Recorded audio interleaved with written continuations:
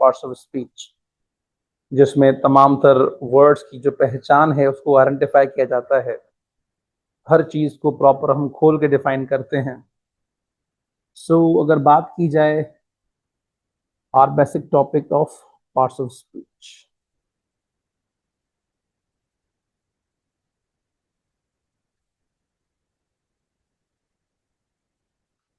Parts of speech basic होते कितने हैं? बेसिकली हमारे पास तो 8 हैं। जैसे नाउन हो गया, प्रोनाउन हो गया, वर्ब हो गया, एडवर्ब हो गया, एडजेक्टिव हो गया, कंजक्शन हो गया, इंटरजेक्शन हो गया, एंड लास्ट प्रीपोजिशन हो गया।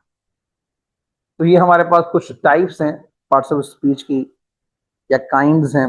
इन तमाम उन चीजों के अगेन सब डिविजन्स हैं। नाउन के अपने कुछ टाइप्स हैं, प्रोनाउन के अपने टाइप्स हैं, वर्ब्स के अपने टाइप्स हैं। इसको जानने से होगा क्या कि थोड़ा डिटेलिंग में, अगर ये आपको पोजीशन ऑफ वर्ड्स आ जाते हैं बोर्ड में, सॉरी एमडीकेट के अंदर, किस वर्ड की पोजीशन क्या है, तो कम से कम आप उसकी पोजीशन को डिफाइन कर पाओगे, एक्सप्लेन कर पाओगे, पूरा सेंटेंस को आप समझा सकते हो, सेंटेंस को आप दोबारा समझा सकते हो कि आखिर उसमें कहा क्या जा रहा है।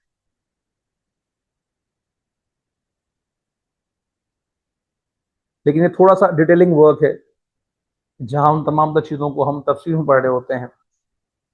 तो स्टार्ट करते हैं। The very first word is noun, so let's see how it says.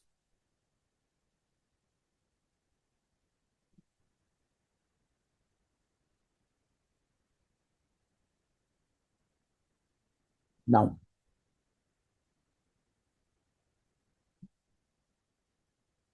Noun के बारे में हम जानते हैं, noun is the name of anything, या name of person, place,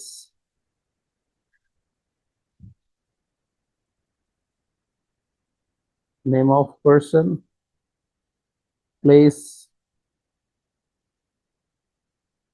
action, feelings,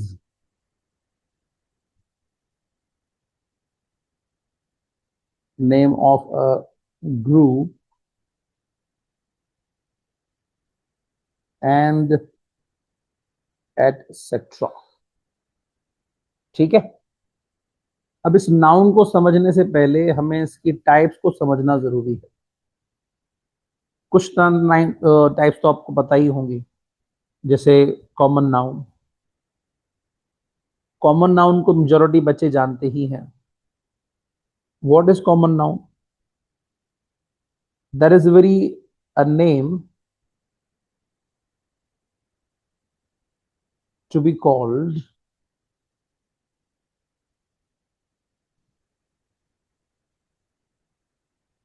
to be called any particular thing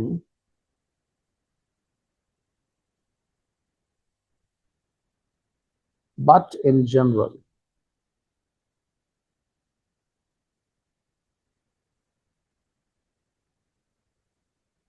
यानी ये एक ऐसा नाम है जो किसी को कॉल करने के लिए यूज किया जाता है,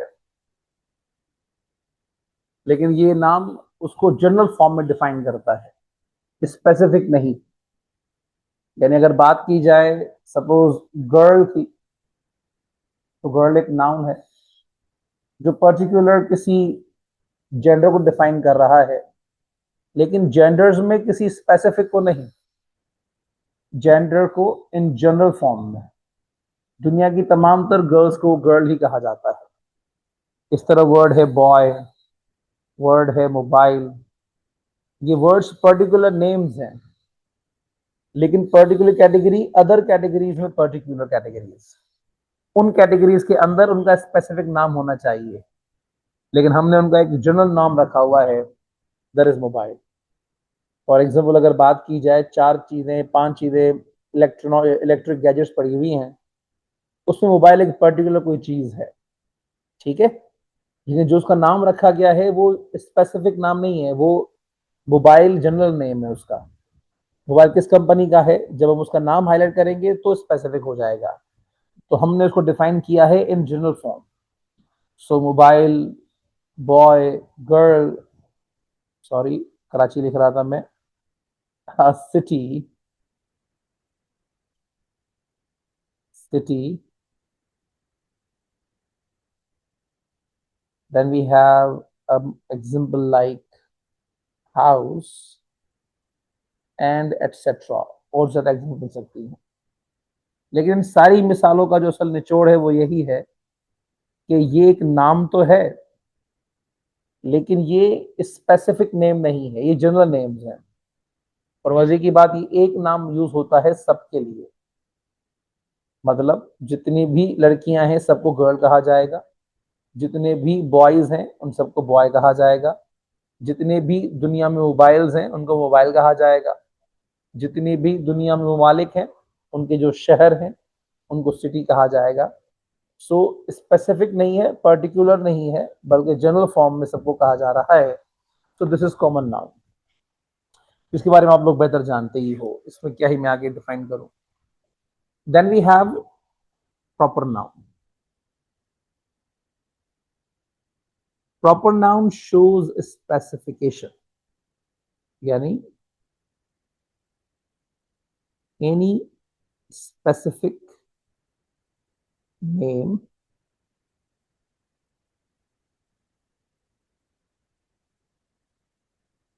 a person, place or a thing।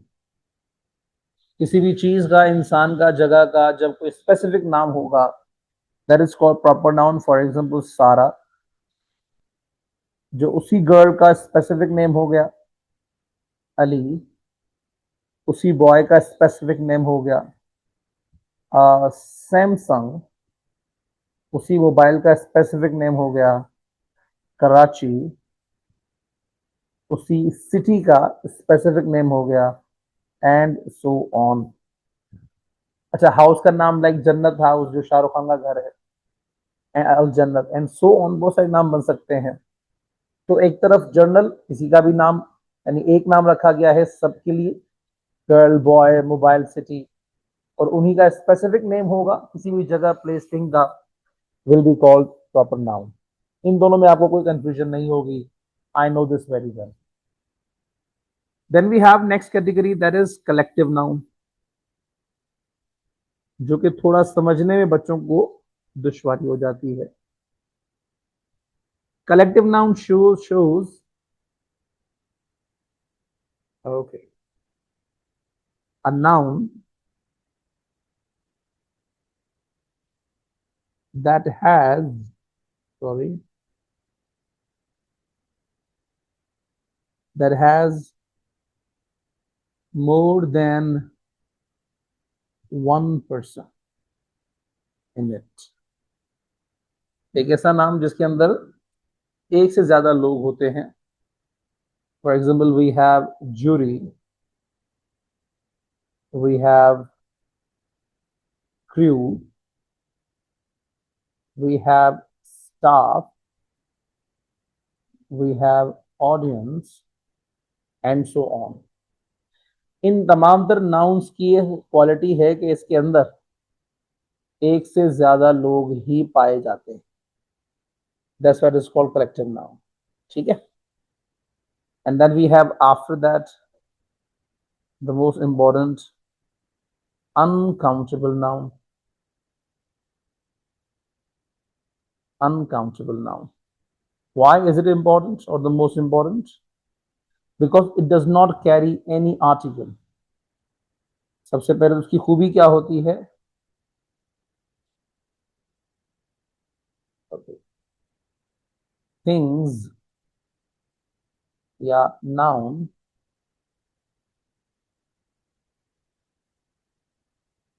that cannot be counted।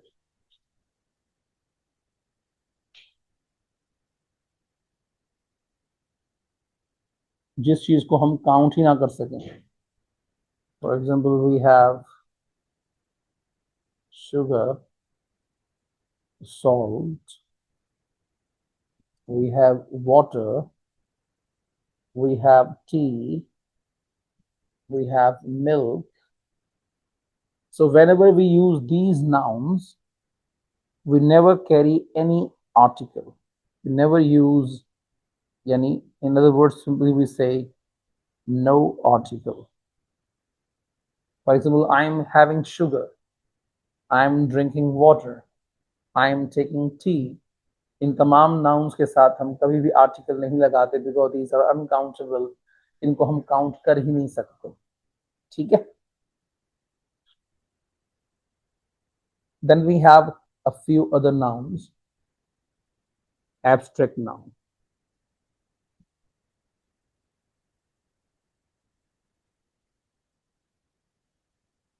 Abstract noun we know very well.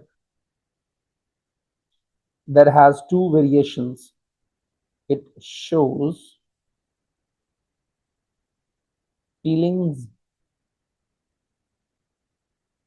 of other nouns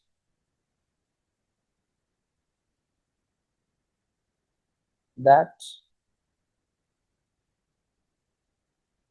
cannot be touched. जिनको हम टच नहीं कर सकते. So it has, in other words, two categories. The very first category is feelings, and second that we cannot be touched. Okay. So in the feelings we have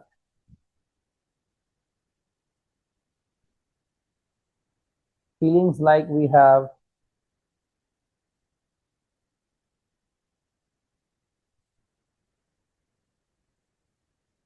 happiness, anger, hunger, sadness, and so on. जो other category है, जो other words हैं, other words, उसमें mostly वो words हैं that have a suffix, that carries a suffix like. जिन लफ्जों के आखिर में ये सफिक्सेस आते हैं, these are also abstract nouns. जैसे MENT, जैसे judgement, moment, movement, and so on. ऐसे वर्ड्स जिनके आखिर में TION आता है, जैसे suggestion, attention, and so on. ऐसे वर्ड्स जिनके आखिर में NESS आता है, जैसे चाइल्डिशनेस, जैसे सिकनेस, एंड सो ऑन. ऐसे वर्ड्स जिनके लास्ट में ANCE आता है, जैसे इम्पोर्टेंस,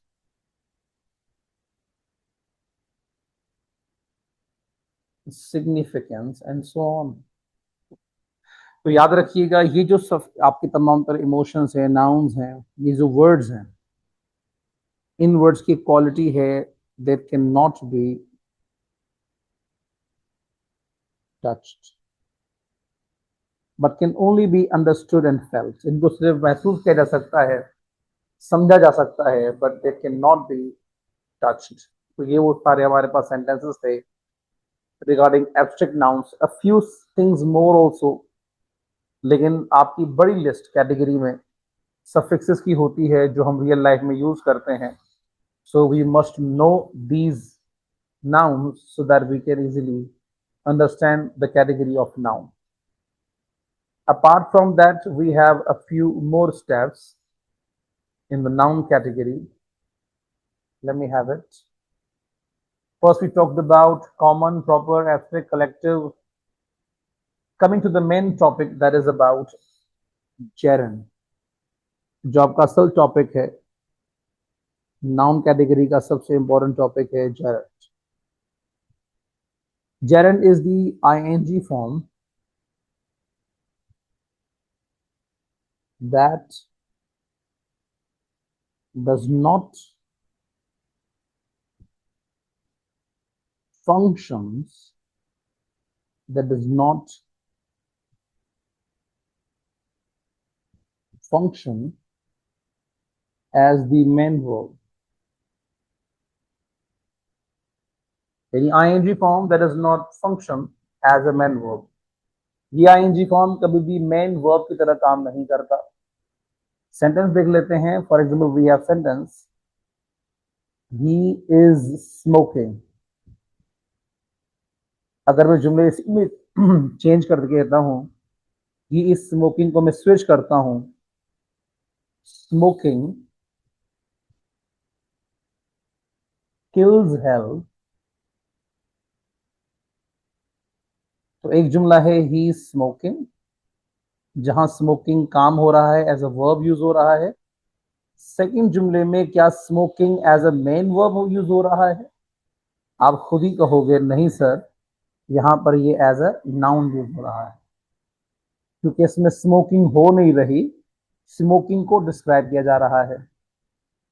एक और मिसाल देख लेते हैं. If I say I am teaching English, and if I say teaching is a good profession.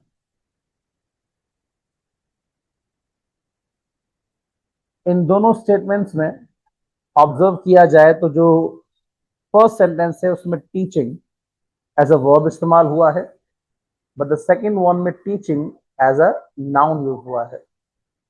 तो जब भी आईएनजी फॉर्म अपना फंक्शन मेन वर्ब शो नहीं कर रहा होगा, उसके अलावा उसका दूसरा फंक्शन क्या होगा, वो मोस्टली नाउन ही यूज होता है. तो अगर आईएनजी फॉर्म को ऑब्जर्व किया जाए, आईएनजी फॉर्म के दो फंक्शंस हमने डिस्कस कर लिए हैं. एक तो एज अ वर्ब, जो आप लोगों ने बचपन से पढ़ा हुआ है, आई am teaching, I am cooking, I am singing. एक फंक्शन है इसका नाउन, जहां पर टीचिंग एज अ नाउन इस्तेमाल हुआ है. ठीक है. इसका तीसरा फंक्शन भी है, वो हम आगे डिस्कस करेंगे इंशाल्लाह. तो फर्स्ट फंक्शन जो डिस्कस किया हमने वो है वर्ब, जो आपने बचपन से पढ़ा हुआ है. Second we talked about its noun. तो जेरन का टॉपिक के साथ हमारा ये नाउन का टॉपिक मुकम्मल होता है, जहां नाउन की चंद टाइप्स हैं. नाउन की हमारे पास कुछ टाइप्स हैं, वो कौन कौन सी थी? The very first one common, then we have proper, then we have collective, then we have uncountable, then we have abstract, then we have gerund. ठीक है. हमने पार्ट्स ऑफ स्पीच हमारे पास वैसे तो 8 हैं. The very first parts of speech हमने cover कर लिया था, दैट वाज नाउन. नाउन की a few types that I mention, हमारे पास उसकी कुछ टाइप्स हैं. The very first one is common noun, then we have proper noun, then we have collective noun, then we have uncountable noun, then we have abstract noun, and last we have gerund. gerund एक ऐसी type थी जिसमें हमने discuss किया था कि verb की ING form that works as a noun, ing form as a noun.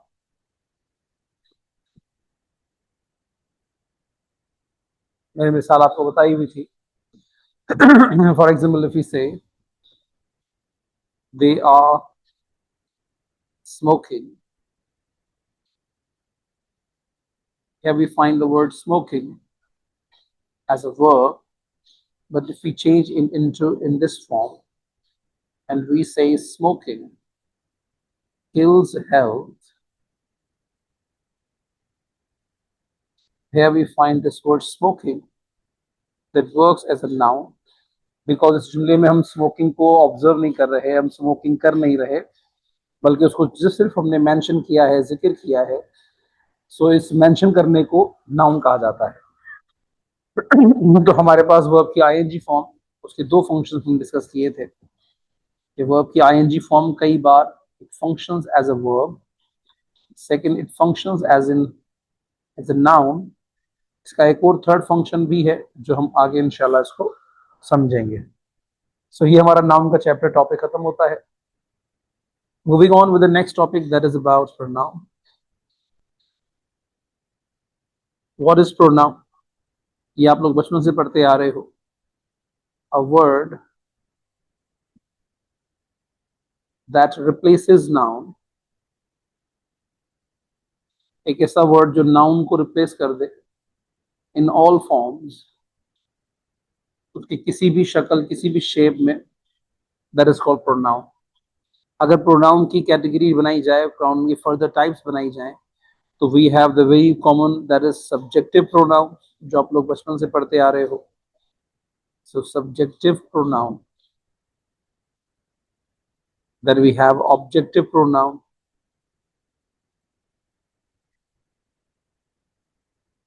then we have determiner,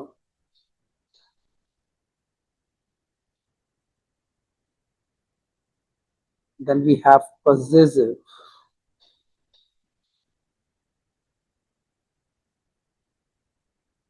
and then we have reflexive. ये कॉमन टाइप्स हैं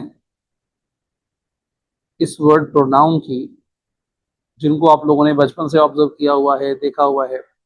मैं प्रॉपर एग्जांपल से डिफाइन कर रहा हूं. Subjective pronoun we have words like I, we, you, they, he, she, it. इसी तरह objective pronoun की लिस्ट को अगर ऑब्जर्व किया जाए तो we will have me, us, you, them, him, her, and अगर डिटरमाइनर को ऑब्जर्व किया जाए तो you will find like this kind of statements और words like mine, ours, yours, theirs, his, hers, and its. possessive pronoun जो कि कई बार functions as an adjective, यहाँ जो मैं मेंशन करूंगा वर्ड्स, उन वर्ड्स का जो मेन फंक्शन होगा that functions as an adjective. Words हैं जैसे हमारे पास my, are, your, their, his, her, and its. Reflexive pronoun, reflexive आप लोगों ने पढ़ा हुआ है, जैसे हम कहते हैं word I did it by myself. So myself is a reflexive pronoun. Then we have ourself, then we have yourself,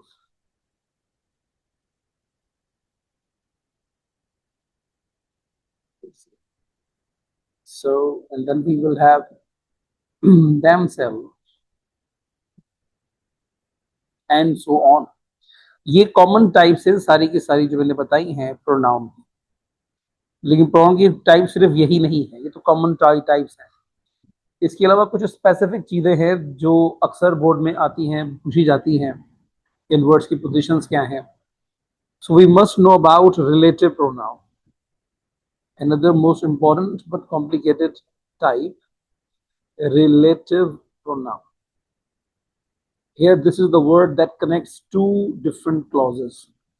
हमारे पास जो common words हैं which are used as relative pronoun, they are that, which, and who. ये तीन हमारे पास words हैं जो use होते हैं एज रिलेटिव प्रोनाउन। मिसाल देख लेते हैं। For example, she did the work that was assigned yesterday. That was assigned before yesterday. So, हमारे पास इस जुमले में अगर हम ऑब्जर्व करें तो we have two clauses. This word that is a relative word pronoun. Here this word represents another noun. So the noun word is work. So she did the work that was suggested or assigned before yesterday. तो ये that word इस work को define कर रहा है जो कि एक नाउन है. और दैट क्योंकि उस वर्ड को उस वर्क को रिप्रेजेंट कर रहा है तो ये हमारे पास रिलेटिव प्रोनाउन कहलाता है. ठीक है, एक और मिसाल ऑब्जर्व कर लेते हैं. For example, Ali did not buy the shirt which you suggested.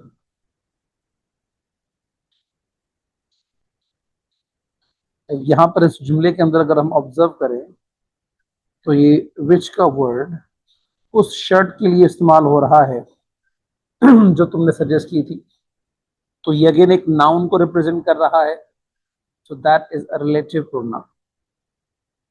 ठीक है, इसी तरह हम हु वर्ड की एक मिसाल ऑब्जर्व कर लेते हैं.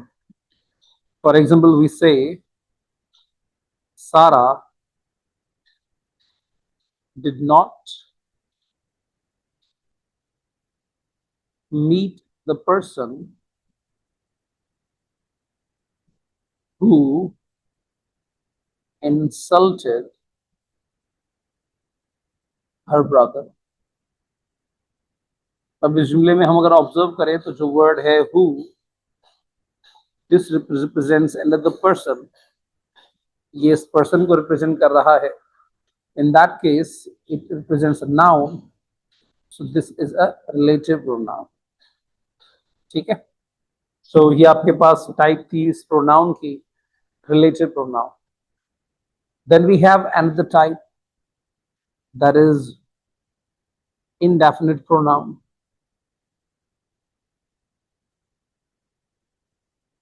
What is indefinite pronoun? Here we don't specify anyone. Here we are supposed to present a pronoun that does not define any gender. That means the person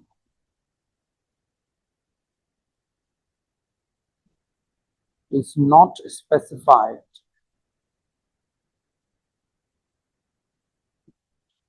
For example, we say the words like someone told me about. So here we have a word like someone that is indefinite pronoun where we don't know who the person is. If we make a statement like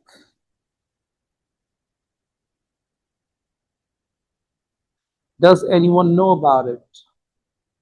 If I make a statement like this, or if I ask a question, so here we will say the word anyone that is indefinite pronoun because it does not define any specific person. It can be a male or female. So there are few words that are used as indefinite pronoun. For example, someone, somebody, and something, because it can represent a non-living thing also. Same goes for anyone, anybody, and anything. Same that shows no one, nobody, and nothing. So these are the words that are used as indefinite pronoun. that does not specify, that do not even specify any particular person. तो ये हमारे पास indefinite pronoun कहलाते हैं.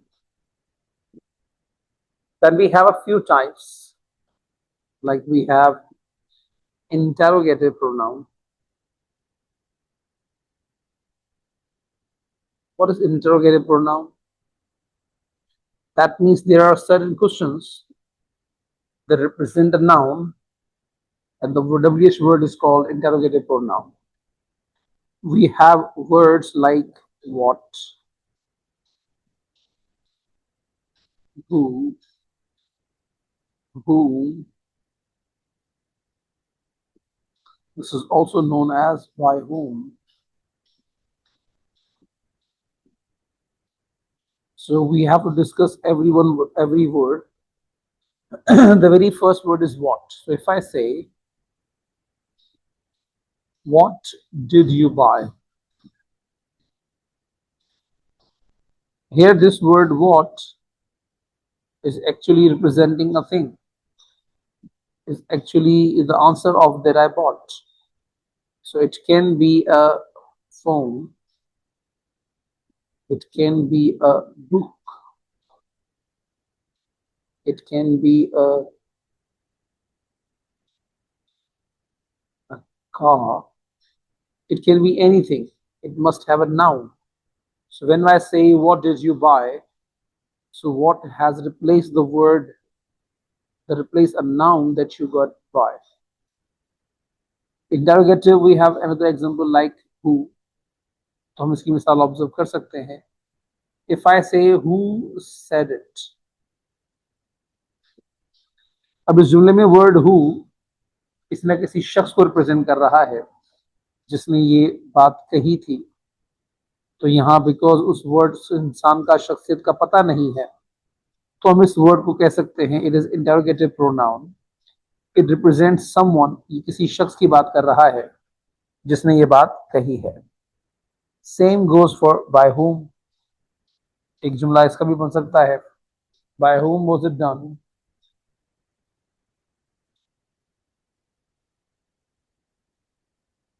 So when I say by whom was it done, इस sentence में भी bye whom जो actually represent कर रहा है वो किसी शख्स को रिप्रेजेंट कर रहा है. Again in that case it is interrogative pronoun. ठीक है. So we have few types of this word pronoun: subjective, objective, determiner, possessive and reflexive, जो कि common pronouns होते हैं. Then we have relative pronoun, indefinite pronoun and interrogative pronoun. ठीक है. तो ये हमारा टॉपिक प्रोनाउन का, जो कि सेकंड टॉपिक था, that we have completed. So moving on with the third topic, that is verb.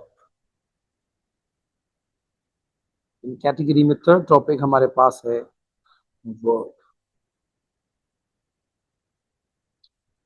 So verb has a function. So it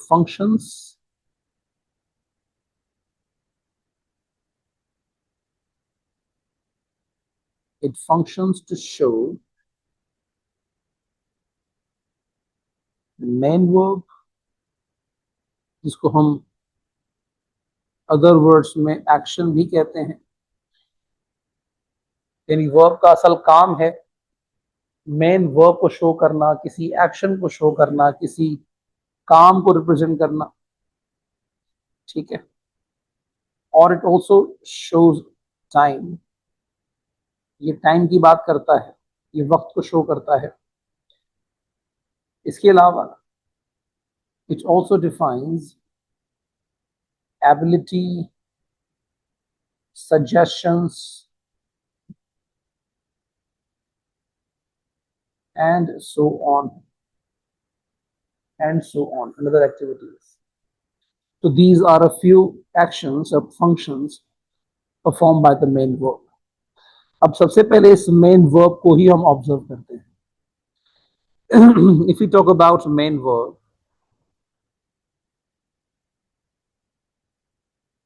so generally we know very well it has 4 forms.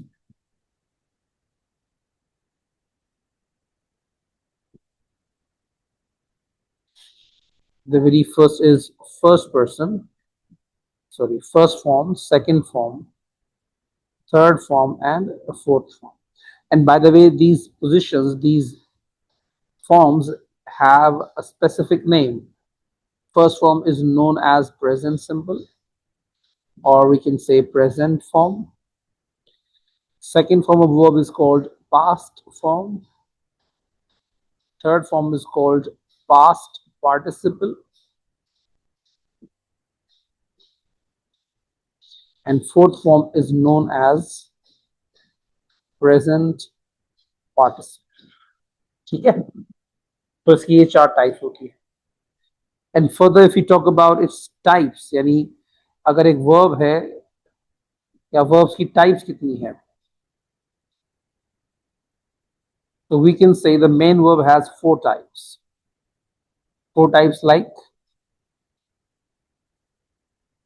it can be a regular verb,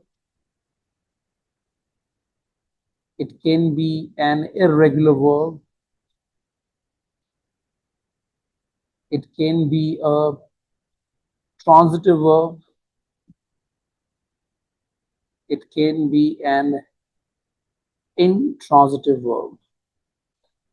ठीक है, तो ये सारी type इसकी हो सकती है. So if we talk about these types, so we need to know what these types are about. तो सबसे पहले मेन वर्ब की जो फर्स्ट टाइप है, दैट इज रेगुलर वर्ब, जो आपने अभी इंटर के पेपर के लिए पढ़ी भी होगी. What is regular verb? So when any verb where any verb has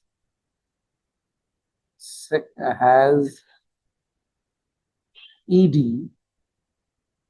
in the second and third form,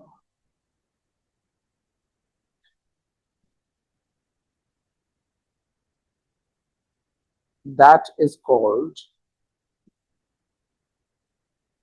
regular verb. दोबारा समझ लेते हैं. अगर किसी वर्ब की सेकंड या थर्ड फॉर्म उसके अंदर ईडी आता है, उस ईडी आने को कहा जाता है रेगुलर वर्ब. ठीक है, but if you talk about irregular verb, that means when we don't find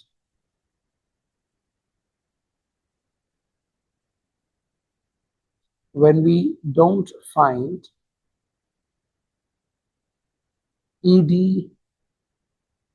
in the second and third form. जब हमारे पास सेंटेंस में सेकेंड एंड थर्ड फॉर्म में ईडी ना आता हो, उस ईडी ना होने को इररेगुलर कहा जाता है. मिसाल समझ लेते हैं इन दोनों की. मैं कुछ वर्ड्स लिख रहा हूं, जैसे वर्ड है सिंग, वर्ड है राइट, वर्ड है वॉच, वर्ड है यूज, वर्ड है सी, वर्ड है सबमिट. अब इन लफ्जों की जो आपकी पोजीशन है वो आपने समझनी है, और आपने बताना है ये वर्ड्स रेगुलर हैं या इरेगुलर हैं. तो अगर हम सेंटेंस को वर्ड्स को ऑब्जर्व करें, तो वर्ब्स में इस फॉर्म में किसी में भी ईडी नहीं आ रहा. This is the base form, this is the first form. याद रखिएगा, फर्स्ट फॉर्म की बात ही नहीं हुई, हमने कहा है सेकंड फॉर्म या फिर थर्ड फॉर्म. तो सिंग की सेकंड फॉर्म होती है सेंग, तो इसमें ईडी नहीं आ रहा. That's why it is irregular. लेकिन सेकंड जुमला है राइट, सेकंड वर्ड है राइट. राइट की सेकंड फॉर्म अगर आप ऑब्जर्व करो तो दैट इज रोट, इसमें भी ईडी नहीं आ रहा. तो ये भी गलती देख सकते हैं. अगर वर्ड है वॉच, वॉच की जो सेकंड फॉर्म है हम अगर लिखते हैं तो वो हो जाती है वॉच। अब इसमें ईडी आ रहा है, बिकॉज ये ईडी आ रहा है तो इसकी जो हम कहेंगे ये रेगुलर है या इरेगुलर है। So that is clearly regular verb. और ये second word wrote, it was clearly irregular verb. इसी तरह वर्ड यूज, यूज की सेकंड फॉर्म भी यूज्ड होती है, इसमें भी ईडी आ रहा है तो that is also a regular verb. लेकिन जो सी वर्ड है, सी वर्ड का सेकंड फॉर्म क्या बन जाता है, सॉ। बिकॉज सेकंड फॉर्म में ईडी नहीं आया तो हमने क्या स्टेप ले लिया, हमने कहा दिस इज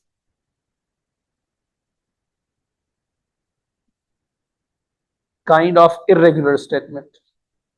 लेकिन जो वर्ड सबमिट है, सबमिट की सेकंड फॉर्म क्या बन जाती है, that is submitted.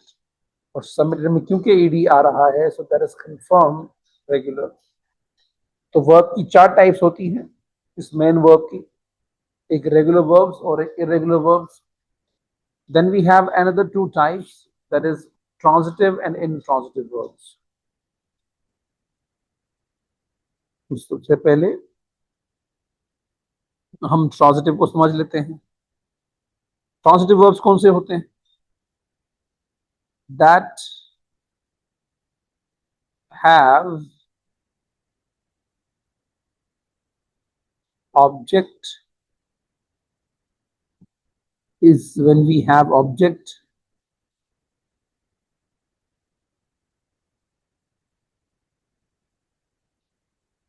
as compulsory।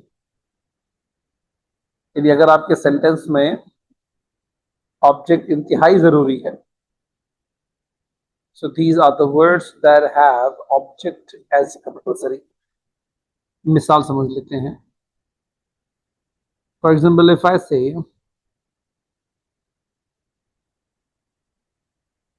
she did not,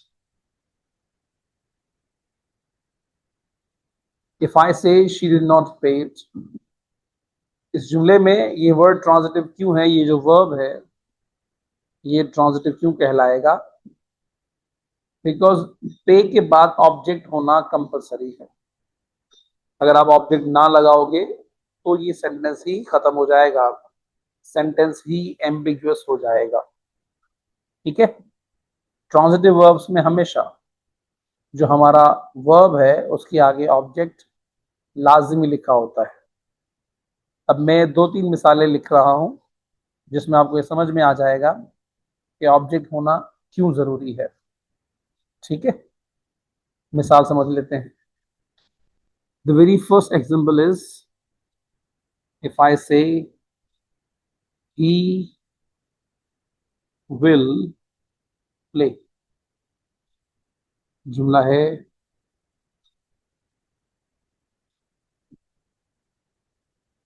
she saw. इन दोनों जुमलों में इन दोनों जुमलों में ऑब्जेक्ट का होना इंतहाई जरूरी है। विदाउट ऑब्जेक्ट जुमला अपना सेंस ही नहीं दे रहा। इफ आई से he will play, the word play has three senses. अब या तो प्ले किसी गेम को शो कर रहा है, या तो ये वर्ड प्ले किसी म्यूजिकल इंस्ट्रूमेंट को शो कर रहा है, या तो ये प्ले किसी एक्ट को शो कर रहा है या एक्टिंग को रिप्रेजेंट कर रहा है। तो we are bound to use the object show इस प्ले का क्या सेंस है। अगर मैं आगे लिखता हूं क्रिकेट, बात वाजे हो जाएगी कि यहाँ मैच खेलने की बात हो रही है।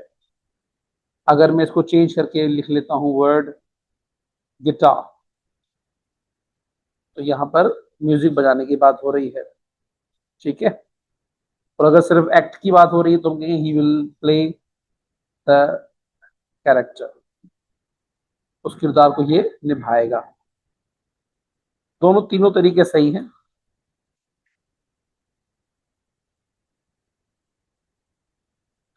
तो ये तीनों तरीके सही हैं। लेकिन हमें सही ऑब्जेक्ट लिखना जरूरी है ताकि इस प्ले का सही सेंस कन्वे हो जाए। इसी तरह अगर जुमला है आई ही शी सॉ, अब शी सॉ व्हाट, उसने क्या देखा, किसको देखा, तो we are bound to mention that object. तो ट्रांजिटिव वर्ब्स वो होते हैं जिन वर्ब्स में ऑब्जेक्ट का होना जरूरी है। अगर ऑब्जेक्ट नहीं होगा तो जुमले का सेंस ही नहीं बनेगा। याद रखिएगा जो बेसिक स्ट्रक्चर है इस ट्रांजिटिव वर्ब का, वो है आपके पास सबसे पहले सब्जेक्ट होगा उस स्ट्रक्चर में, ठीक है। उस सब्जेक्ट के बाद आपके पास कोई ना कोई वर्ब इस्तेमाल हुआ होगा। वर्ब की फर्स्ट फॉर्म भी हो सकती है, वर्ब की सेकंड फॉर्म भी हो सकती है। तो वर्ब की वो फॉर्म जरूर आएगी, ठीक है। At last we will have object, object जिस पर काम हो रहा होता है। तो हमारे पास इस सेंटेंस में लाजमी ऑब्जेक्ट होगा जो जुमले का सेंस मुकम्मल करेगा, और this is called transitive statements, ठीक है।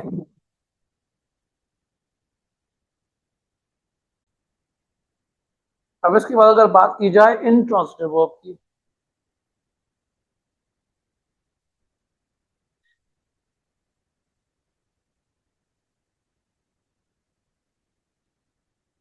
याद रखिएगा जो इंट्रांजिटिव वर्ब होगा उसका जो बेसिक स्ट्रक्चर होगा, यानी जिस सेंटेंस का स्ट्रक्चर अगर ये आपको दिख जाए कि उसमें सबसे पहले कोई कुछ सब्जेक्ट होगा, उसके बाद कोई ना कोई वर्ब उसमें इस्तेमाल हुआ होगा, किसी भी वर्ब की फॉर्म इस्तेमाल होगी, और उसके बाद या तो कोई उसमें एडवर्ब लिखा हुआ होगा या उसमें कोई ना कोई प्रेपोजिशनल फ्रेज दिया हुआ होगा, ठीक है। तब इन दोनों की मिसाल समझ लेते हैं। सब्जेक्ट वर्ब तो आपको समझ में आया होगा, ये मुझे पता है। हो सकता है आपको थोड़ा सा डाउट हो ये एडवर्ब की एंड एडवर्बियल फ्रेज की पोजीशन क्या है। मैं दो मिसालें लिख लेता हूं ताकि आप उसमें डिफरेंस कर सको। For example if I say she plays the match, ठीक है, और मैं एक और जुमला कहता हूं शी प्लेज वेरी वेल। इन दोनों जुमलों में सबसे पहला सवाल मैं पूछता हूं ऑब्जेक्ट कहां पर है, वेयर इज ऑब्जेक्ट। ऑब्जेक्ट इस फर्स्ट सेंटेंस में है या ऑब्जेक्ट इस सेंटेंस में है, ये आपने बताना है, ठीक है। जिस जुमले में ऑब्जेक्ट मौजूद है वो कहलाएगा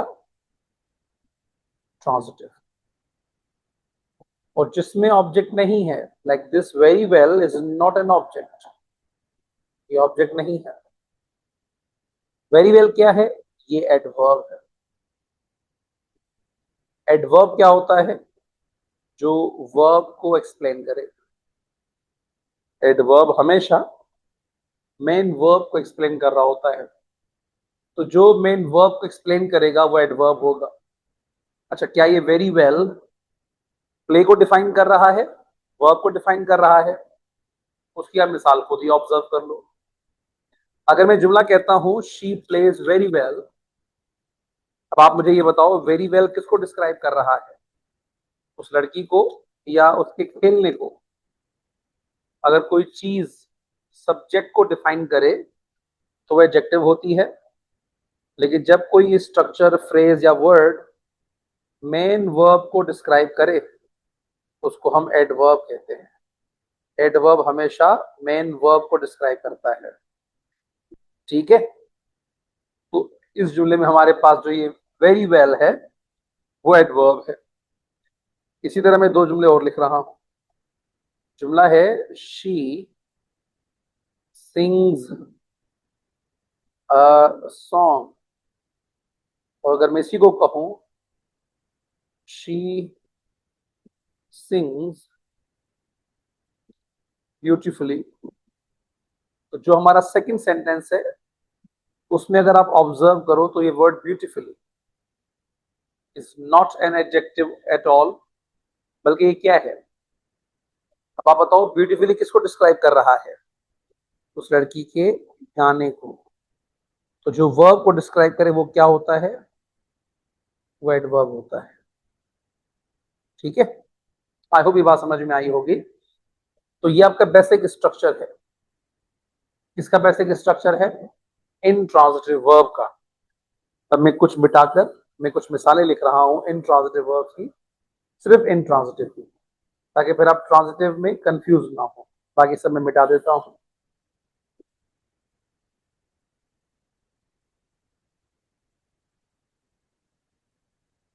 तो आई होप ये आपको बात समझ में आई होगी, ट्रांजिटिव और इंट्रांजिटिव की। ठीक है,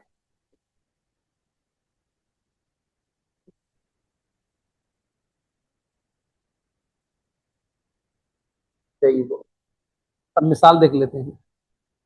मिसाल के ऊपर जुमला है हमारा, ही runs very fast। ठीक है, इस तरह को जुमला है हमारा, शी कुक्स नाइसली। जुमला है, he did he did very smoothly। ठीक है, इन तीनों जुमलों को अगर आप ऑब्जर्व करो, गौर से देखो, तो इनमें कहीं पर भी ऑब्जेक्ट नहीं है। There is no object. इन तीनों में क्या चीज मौजूद है? इन तीनों में चीज मौजूद है, वो है एडवर्ब। ठीक है, ये आपका एडवर्ब है। एडवर्ब हमेशा मेन वर्ब को डिस्क्राइब करता है। अच्छा, ये मैंने जो मिसाल दी है ये फर्स्ट एडवर्ब की मिसाल दी है। अब मिसाल मैं दे रहा हूं इस प्रीपोजिशनल फ्रेज की, कि ये कैसे हो सकता है। इसमें थोड़ा सा आपको कंफ्यूज होगी कि आप, क्योंकि आप कुछ चीजें जो बचपन से पढ़ते आ रहे हो वो यहाँ पर कॉन्ट्रडिक्ट करने वाली है। आपकी जो बचपन की मिसाल है वो मैं आपको दे रहा हूं। जैसे ही गोज टू स्कूल। जुमला है, they are swimming in the pool. जुमला है, she was crying for the dog. तीन जुमले लिखे हैं मैंने। अब इन तीनों जुमलों में मुझे आपने बताना है वेयर इज ऑब्जेक्ट। ऑब्जेक्ट कहाँ है? एक आम बच्चा कहेगा कि सर ये टू स्कूल, ये ऑब्जेक्ट है। इन द पूल ऑब्जेक्ट है। डॉल ऑब्जेक्ट है। लेकिन आप यहां पर गलत हो, ऐसा नहीं है। याद रखिएगा, ऑब्जेक्ट हमेशा वर्ब के फौरन बाद आता है और इनके बीच में कोई अलग से प्रीपोजिशन नहीं होता। यानी वर्ब के बाद डायरेक्ट ऑब्जेक्ट होगा, बीच में किसी प्रीपोजिशन की जरूरत नहीं होगी। मिसाल देख लेते हैं। जुमला है, I wrote a letter. Wrote के बाद डायरेक्ट लेटर आ गया, बीच में किसी प्रीपोजिशन की जरूरत नहीं है। जबकि गोज टू स्कूल बीच में प्रीपोजिशन लिखा हुआ है। सो दैट्स वाई जब भी आपके पास सब्जेक्ट हो, यानी ही, सब्जेक्ट जैसे कि ही, उसके बाद गोज यानी कि वर्ब, उसके बाद प्रीपोजिशनल फ्रेज यानी प्रीपोजिशन हो, उसके बाद नाउन हो, this is called prepositional phrase. ठीक है, मैं रिवर्स कर देता हूं थोड़ा सा। यानी जब भी हम कभी जुमले में ऐसा कुछ ऑब्जर्व करेंगे कि वर्ब के बाद प्रीपोजिशन लिखा हुआ है और उसके बाद नाउन लिखा हुआ है, इस सिचुएशन में ये वाला वर्ब कौन सा कहलाएगा? Will be called intransitive verb. Why intransitive कहलाएगा? Because there is no object. ये जो आपको स्कूल दिख रहा है ये ऑब्जेक्ट नहीं है। ऑब्जेक्ट हमेशा जिस सवाल का जवाब होता है वो दो सवाल हैं, एक है व्हाट और एक है टू हु। अब इन दो सवालों को समझ लेते हैं। मिसाल के तौर पर जुमला में कहता हूं आई सिंग अ सॉन्ग। अब मैं सवाल पूछता हूं सिंग व्हाट? A song. तो ये व्हाट का जवाब है या सॉन्ग, ये हमारा ऑब्जेक्ट हुआ। ठीक है। किसी जुमले में एक आपके पास सवाल का जवाब नजर आएगा, जैसे जुमला है शी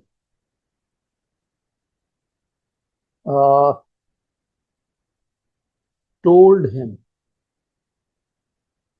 अब टोल्ड से सवाल पूछते हैं, टोल्ड व्हाट? कोई जवाब नहीं आ रहा। पर टोल्ड टू हु? किसको बताया उसने? हिम। तो ये हमारा ऑब्जेक्ट हुआ। तो या तो व्हाट का जवाब मिलेगा या तो हु का जवाब मिलेगा, लेकिन कुछ जुमलों में हमें दोनों का जवाब मिल जाएगा, जैसे she sent a letter to Ali. इस जुमले को देखिएगा, सेंट व्हाट? जवाब है लेटर। Saint to who? किसको भेजा? टू अली। तो ये लेटर भी हमारा ऑब्जेक्ट है एंड अली भी हमारा ऑब्जेक्ट है।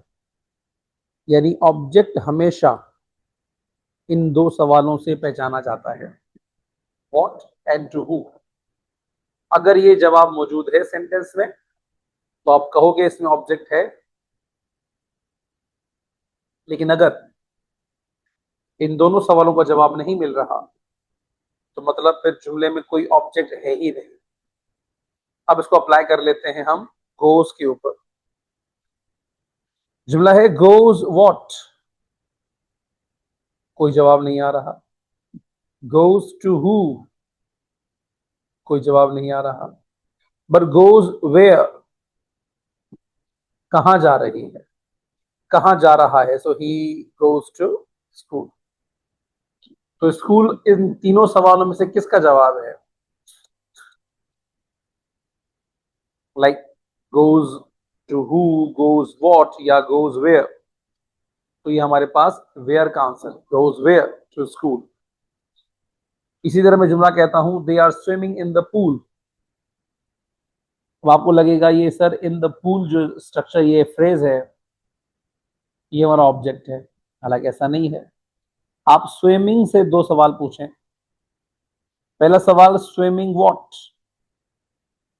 तो कोई जवाब इसका हमें नहीं मिल रहा। Swimming to who? इसका भी जवाब नहीं मिल रहा। पर स्विमिंग वेयर? अब इसका जवाब आ रहा है, वेयर का जवाब है इन द पूल। तो जब व्हाट एंड हु का जवाब ना मिले तो दैट मीन्स वो वर्ड या वो स्ट्रक्चर या वो फ्रेज हमारा ऑब्जेक्ट नहीं हो सकता। So in the pool is not an object. If I say she was crying for the doll, crying word से भी तीनों सवाल पूछे। सबसे पहला सवाल crying what? Crying to who? But crying why? किसका जवाब है ये तीनों में से? सो तीनों में से वाई का जवाब है फॉर द डॉग। ठीक है। अब इन तीनों को मैं साफ करके मिसाल लिख के बता रहा हूं ताकि आपको थोड़ा सा और क्लियर होकर समझ में आ जाए। तो जुमला बन सकता है like she saw him, she कुक्स very well, Ali has, sorry, my mistake. Ali has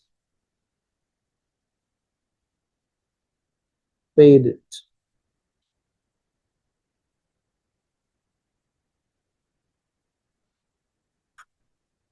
Ali plays very well.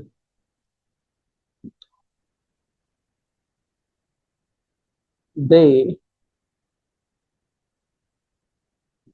arrived at home. They killed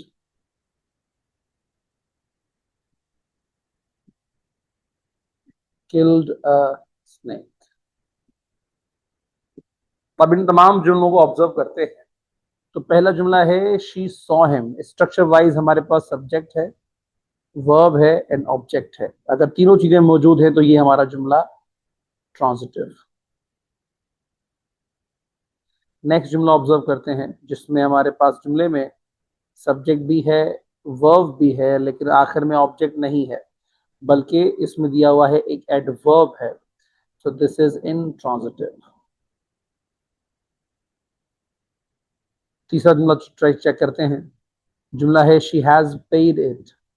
इस जुमले का स्ट्रक्चर अगर हम ऑब्जर्व करें तो जुमले में सबसे पहले सब्जेक्ट है, उसके बाद हेल्पिंग वर्ब है, उसके बाद मेन वर्ब है एंड देन हमारे पास ऑब्जेक्ट है इट। बिकॉज ये ऑब्जेक्ट मौजूद है तो ये जुमला क्या कहलाएगा, विल बी, ये वर्ब कहलाएगा ट्रांजिटिव। लेकिन नेक्स्ट वन चेक करें जिसमें हमारे पास स्ट्रक्चर में क्या चीजें आती हैं। So we have subject plus verb and very well. Very well क्या है, ये भी एडवर्ब ही है। एडवर्ब क्यों है, क्योंकि वो प्ले को डिफाइन कर रहा है, अली को डिफाइन नहीं कर रहा। तो जो वर्ब को डिफाइन करे वो क्या कहलाती है, adverb. In that case it is intransitive. Next one, they arrived at home. अगर जुमले को ऑब्जर्व करो तो ये एट होम लिखा हुआ है और स्ट्रक्चर में क्या बना, स्ट्रक्चर में सबसे पहले सब्जेक्ट, उसके बाद वर्ब, उसके बाद प्रेपोजिशनल फ्रेज। ठीक है।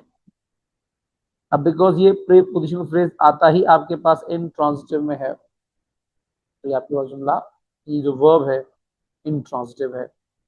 लेकिन लास्ट वन दैट सेज, सबसे पहले सब्जेक्ट लिखा हुआ है, देन वर्ब लिखा हुआ है, देन अ स्नेक ऑब्जेक्ट लिखा हुआ है, सो दैट इज हमारे पास ट्रांजिटिव।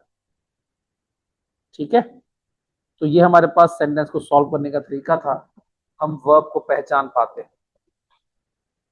अब मैं इन चारों को डिफाइन कर रहा हूं एक एक करके। तो the very first type of verb was regular. Regular जिसमें सेकेंड एंड थर्ड फॉर्म में हम ईडी लगाते हों, रेगुलर। व्हाट इज इरेगुलर, जिसकी सेकेंड एंड थर्ड फॉर्म में हम ईडी नहीं लगाते हों। ठीक है। Then we talked about transitive and intransitive. Transitive में सब्जेक्ट होगा, वर्ब होगा एंड ऑब्जेक्ट होगा।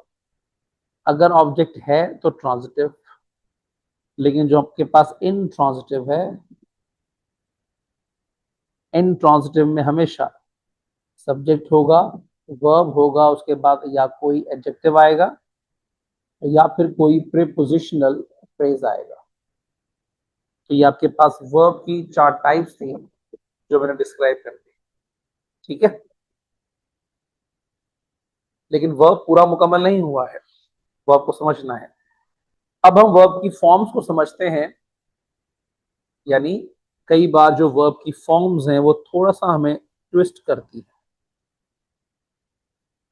तो चलो फॉर्म्स को मैं आगे डिफाइन कर दूंगा। तो ये हमारे वर्ब का जो टाइप था, यानी मेन वर्ब की जो टाइप थी वो क्लियर होती है। देन वी हैव सबसे आसान जो बचपन से आप लोग पढ़ते आ रहे हो, दैट इज ऑक्सिलरी वर्ब, जिसको हम नॉर्मल वर्ड्स में हेल्पिंग वर्ब्स भी कहते हैं। हमारे पास ऑक्सिलरी वर्ब हो या हेल्पिंग वर्ब हो, ये इस्तेमाल कहाँ होते हैं? ऑफ कोर्स टेंसेस में इस्तेमाल होते हैं। हमारे पास तीन आपके ऑक्सिलरी वर्ब्स या हेल्पिंग वर्ब्स हैं। सबसे पहला वर्ड है डू, उसके बाद वर्ड है बी, उसके बाद वर्ड है हैव। इसके अलावा विल भी आप ऐड कर सकते हो। ये चार आपके पास हेल्पिंग वर्ब्स हैं जो इस्तेमाल होते हैं एज अ हेल्पिंग वर्ब या ऑक्सिलरी वर्ब। अब हम एक एक वर्ड को डिस्क्राइब करते हैं। डू से मुराद क्या है? डू से मुराद सिर्फ डू नहीं, उसके तीनों शक्लें हैं। Do, does, did. Do does इस्तेमाल होता है प्रेजेंट सिंपल में, डिड इस्तेमाल होता है पास्ट सिंपल में। उसके बाद बी। बी से मुराद सिर्फ बी नहीं, बी से मुराद आपके पास इज एम आर है। बी से मुराद बी इट सेल्फ है, सॉरी। बी से मुराद इसी का पास्ट है, ये प्रेजेंट और ये उसका past, was and were.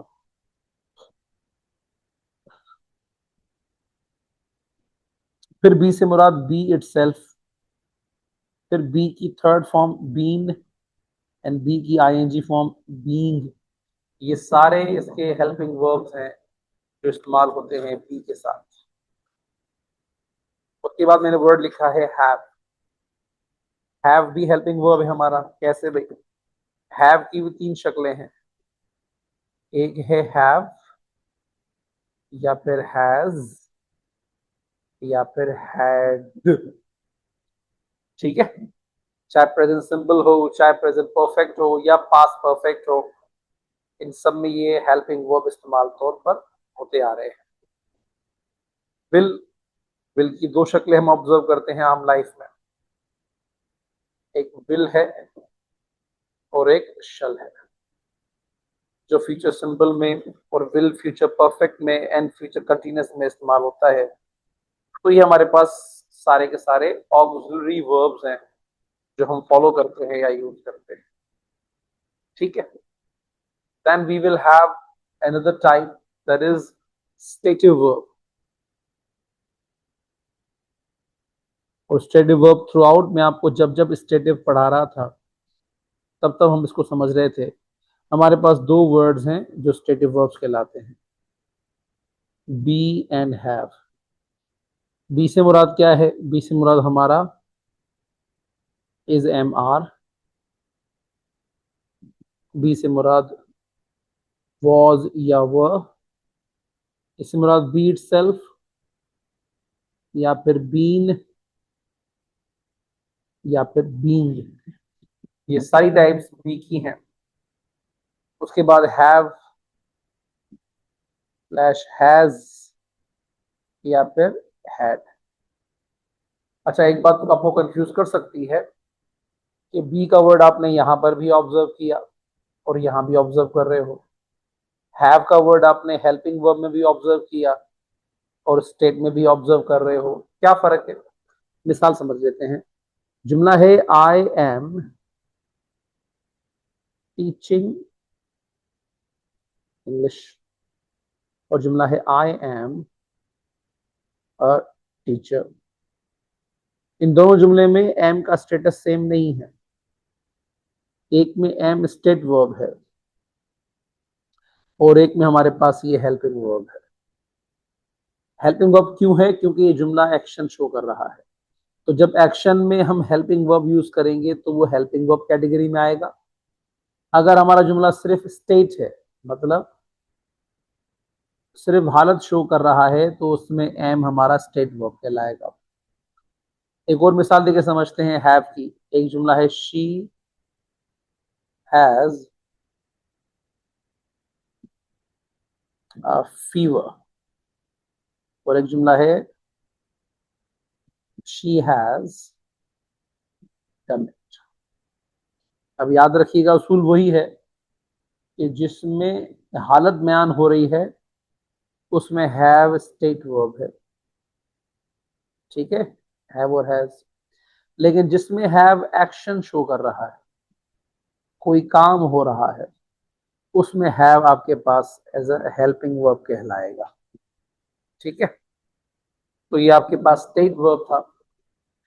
Then we have last type of verb, that is modal verb.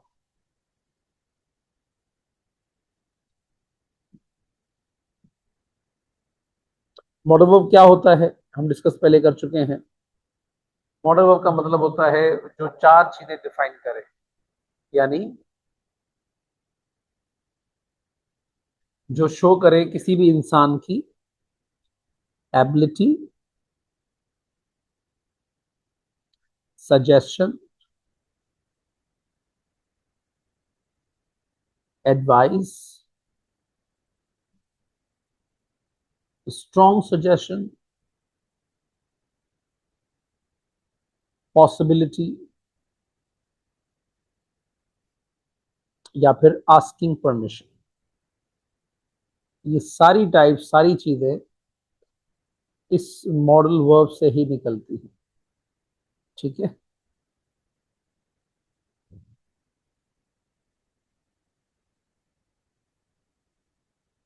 अब आपके पास वर्ड्स कौन कौन से हैं? वर्ड्स हैं आपके पास, for example can, could, sorry, words हैं आपके पास should, must, may, might, would and etcetera. Can, could, should, must, may, might and would. ठीक है, ये सारे मॉडल वर्ब्स कहलाते हैं। So this is how we have done with the type of verbs in all steps, in all shifts.